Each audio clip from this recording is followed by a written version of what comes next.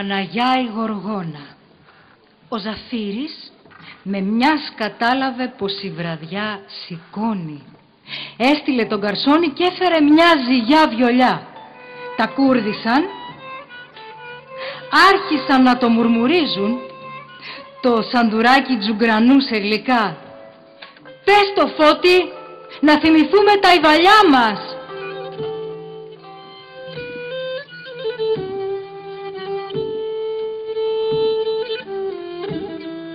Οι παρακάλεσες ήταν όλες προς το παιδί με τα κατσαρά μαλλιά, που είχε τα φρύδια δεμένα από το μεράκι και δεν σήκωνε το κεφάλι από τα χέρια.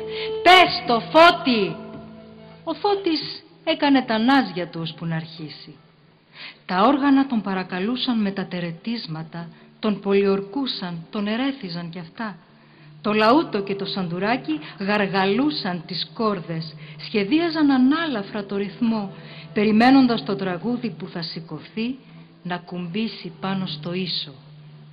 Όταν ο Φώτης πήρε τον αμανέ, σώπασε κάθε κουβέντα, όπως σε εκκλησία.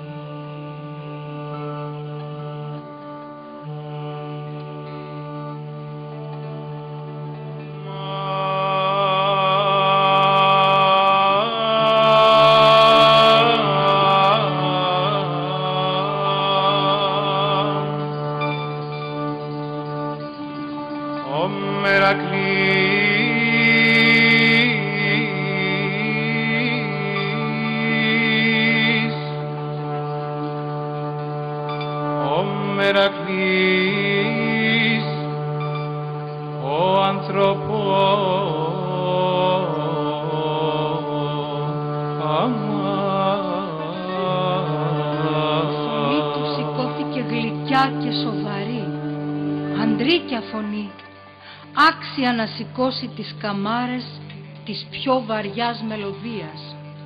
Ψήλωνε ολοένα, σκαλί, κοντόστεκε, δίσταζε. Αργοπορούσε ένα βήμα, πάλι προχωρούσε. Σαν ανέβαινε με σοφά μελετημένα βήματα στις κορυφές του καημού. Σαν έφτασε εκεί πάνω, στάθηκε για λίγο μετέωρη πάνω σε μια νότα και έπαιζε τα φτερά σαν αητός που αεροζυγιάζεται. Από εκεί αγνάντευε να χαμοσέρνεται το ανθρωπολόι σκυφτό κάτω από τα ντέρτια του. Από την ψηλή του τη δίγλα έπιασε και ξετύλιγε ανάερα κάτι στενόμακρες μεταξωτές κορδέλες. Ανάλαφρες φιλάντρες, πράσινες, χρυσές και τριανταφυλιές, να τις αλεύουν αργά και λυπητερά οι αναστεναγμοί όλου του κόσμου.